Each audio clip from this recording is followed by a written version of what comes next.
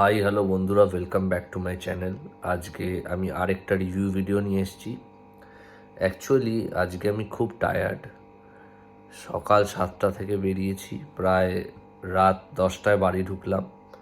তো এতটাই টায়ার্ড যে আমি শুয়ে পড়েছিলাম।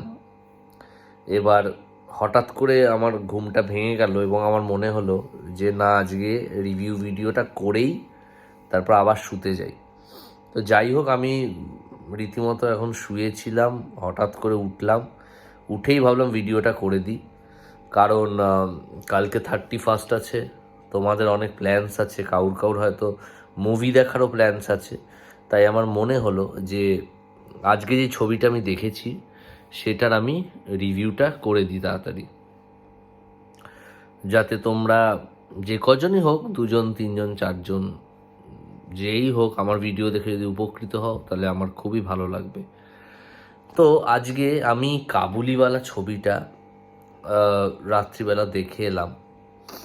তো এই ছবিটা আমার দেখার সেরকম প্ল্যান ছিল না, কিন্তু তাও আমি ঠিক বুঝতে পারছিলাম না কোন ছবিটা দেখব।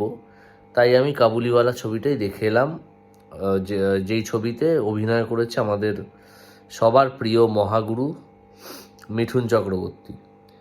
এবং এই ছবিটা আমি বলবো সবাইকে, মানে তোমরা যারা যারা এইবার এই ক্রিসমাসের ছুটিতে ছবি দেখছো, তোমরা সালার দেখছো, ডাঙ্কি দেখছো, আমি তাদের অবশ্যই বলবো কাবুলিওয়ালা ছবিটা গিয়ে দেখে এসো। ছবিটা খুবই ভালো হয়েছে, এক কথায় বলতে খুব খুব ভালো হয়েছে। আমি খুব স্যাটিসফাইড এই ছবিটা দেখে। এবং এই ছবিতে মিঠুন চক্রবর্তীর পারফরমেন্স আমার মনে হয় এবছরের one of the best performance.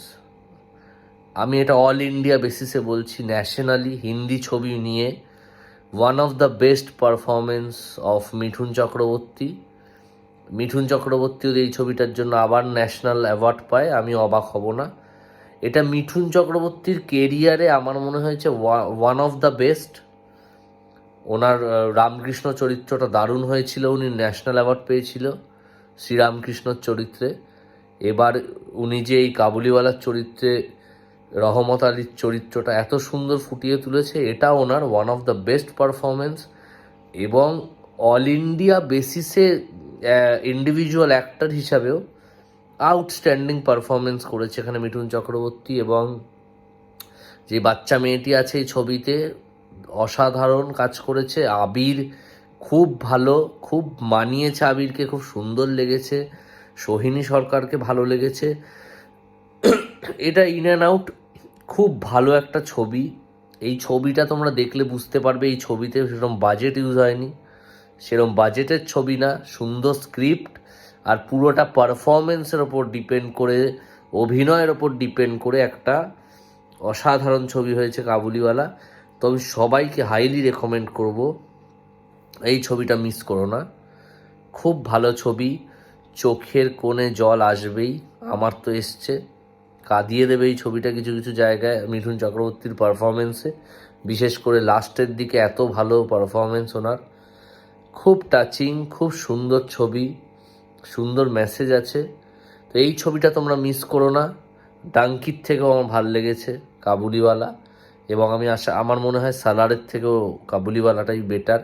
তো আমার মনে হয় এবার যে ছুটিটা হলো, ক্রিসমাসে যত রিলিজ হলো, আমার মনে হয় কাবুলিওয়ালাই বেস্ট মুভি। প্রধানটা আমি এখনও দেখিনি, দেখে জানাবো, কিন্তু এখনও অবধি কাবুলিওয়ালা ইজ দ্য বেস্ট। তো অবশ্যই ছবিটা তোমাদের নিকটবর্তী হলে গিয়ে দেখে এসো এবং মিঠুন চক্রবর্তীর এই পারফরমেন্স মিস করো না।